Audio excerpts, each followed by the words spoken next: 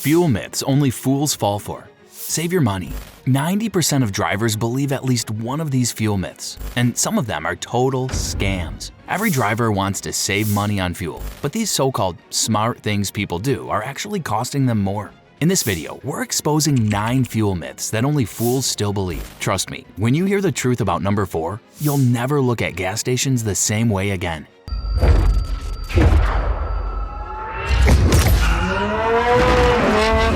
Myth number 9. Manual transmissions always save gas. This one takes me back to the 90s when I'd argue with anyone who'd listen that my stick shift was superior for fuel economy. Here's the cold hard truth though. That advantage has evaporated faster than spilled gas on hot asphalt. Modern automatics have completely flipped the script. I'm talking 8, 9, even 10-speed transmissions with computer precision that no human hand can match. The current Honda Civic with an automatic gets 36 mpg combined versus 33 mpg with the manual. The Subaru Impreza, 32 mpg with the CVT versus 28 mpg with the stick. That's not a rounding error, that's real money. Do I still love driving manual? Hell yes. The connection to the machine, the satisfaction of a perfect downshift, that's automotive nirvana. But let's not kid ourselves that we're saving gas. We're not. We're choosing driving enjoyment over efficiency, and that's perfectly fine. Just be honest about why you're rowing your own gears. Myth number 8. Cruise control always saves fuel. This one's trickier than it looks. On flat highways, cruise control is money in the bank. It maintains consistency that most human right feet simply can't match. The data backs this up. 7 to 14% fuel savings in ideal conditions. But throw in some hills, and cruise control turns into a fuel-guzzling idiot. I've watched the real-time MPG display on my dash plummet as cruise control floors it uphill to maintain exactly 70 miles per hour, when easing off just 5 miles per hour would cut consumption dramatically. My advice? On rolling terrain, take control yourself. Let your speed drop slightly on inclines, 5 to 7 miles per hour, and you'll see up to 20% better economy. Then use gravity's free energy on the downslope to build momentum for the next climb. The exception? Well, those fancy adaptive cruise systems with predictive technology that actually read the road ahead. My buddy's new Mercedes actually knows when a hill is coming and adjusts throttle input accordingly. But unless you're packing that kind of tech, your right foot still outsmarts basic cruise control on anything but flat ground. Myth number 7. Driving on low fuel damages your engine.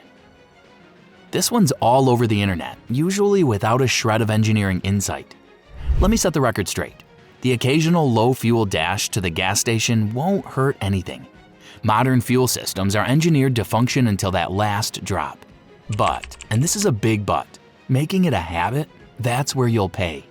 I've pulled too many fuel pumps that died prematurely, and let me tell you, your fuel pump sits submerged in gas, which actually cools it during operation. Run consistently low and you're reducing its cooling bath. On top of that, any sediment in your tank settles at the bottom, exactly where your pump is sucking from when you're running on fumes. The real cost comes when that pump fails, typically $800 to $1,500 installed. I've seen it happen countless times, almost always on cars where the owner treats the low fuel light like a suggestion rather than a warning. So while the occasional "I can make it to the cheaper station" moment won't kill your car, making it your standard operating procedure is just asking for an expensive repair bill down the road. Myth number 6. Filling up in the morning saves you money. You've probably heard this one from that friend who wakes up at 5 a.m. to fill up because gasoline is denser when it's cold, so you get more for your money. Nice theory, but let's check the science. Yes, liquids do expand when heated and contract when cooled. That's basic physics. But underground storage tanks sit 8 to 10 feet below ground in what amounts to a natural temperature-controlled environment. The ground at that depth maintains a nearly constant temperature. Actual measurements from tank monitoring systems show less than a 1 degree Fahrenheit variance throughout the day, with gasoline's thermal expansion coefficient being about 0.0006 per degree. We're talking about a 0.06% difference in volume. Let me put that in real money. On a 15-gallon fill-up at $3.50 per gallon, you're looking at a maximum theoretical savings of around 3 cents, not dollars, cents. You know what actually does save money? Those gas price apps. I regularly save 20 to 30 cents per gallon just by knowing which station has the best price within a mile or two of my route. That's real savings you can take to the bank. not theoretical physics that amounts to pocket change. Before I blow your mind with the top 5 money-wasting myths, do me a solid and hit that subscribe button and drop a like. These next myths are the real bank account killers, and I'd hate for you to miss our future videos that'll keep your ride running smooth and your finances even smoother. Myth number 5. Topping off your tank saves fuel. You know the routine. The pump clicks off and you're there squeezing in just a little more. I've got bad news. You're literally throwing money away. Modern vehicles have sophisticated evaporative emission systems that capture fuel vapors. When you force more fuel in after the click, that extra gas often ends up in the charcoal canister of your evap system. Contaminating this system can trigger your check engine light and lead to repairs costing $200 to $400 for parts and labor. Even worse, many modern pumps are designed to suck that excess fuel back into their underground tanks through vapor recovery systems. So yes, you're literally paying to donate gas back to the station. And here's a dirty little secret. Fuel expands as it warms. Fill your tank to the absolute brim on a cool morning, and by afternoon you've got expanded fuel looking for somewhere to go. Best case, it pressurizes your system. Worst case, it finds a way out, either through your evap system or, in older vehicles, onto the ground. When the pump clicks, it's done. Trust the engineering and keep your wallet intact. Myth number 4. Big gas stations have better fuel. I hear this all the time, usually from the same people who can't tell you what octane their car actually requires. So let's settle this once and for all. In many regions, all the gas comes from the same few distribution terminals, regardless of the brand name on the station. What people don't realize is that in the US, all gasoline must meet strict EPA and ASTM standards.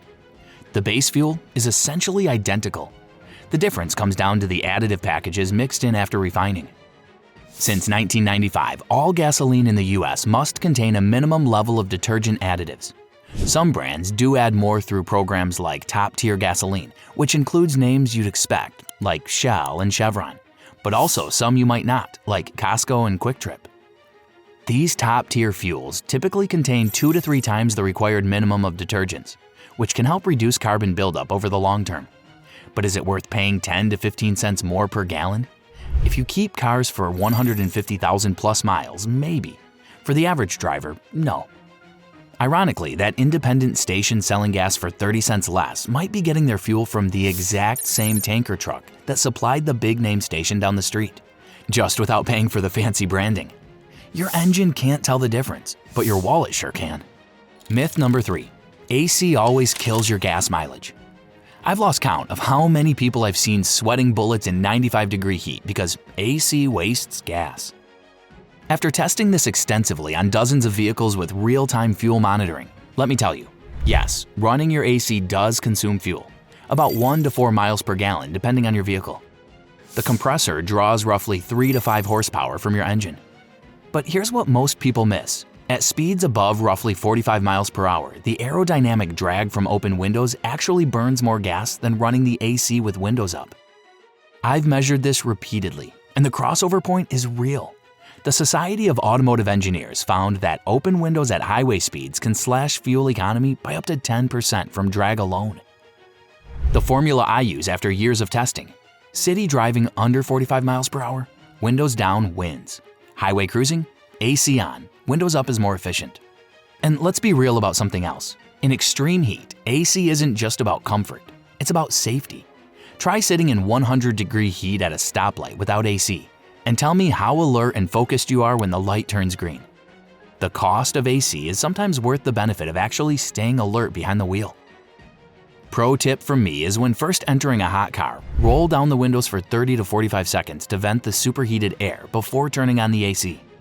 This single trick reduces the initial load on your AC system dramatically and gets you comfortable faster with less fuel used. Myth number 2. Premium gas improves performance in all cars. This one drives me absolutely crazy because I see people burning money at the pump every single day. After testing dozens of vehicles on engine dynos, I can tell you with absolute certainty, premium fuel does nothing beneficial in an engine designed for regular gas. Nothing. Zero. Zilch.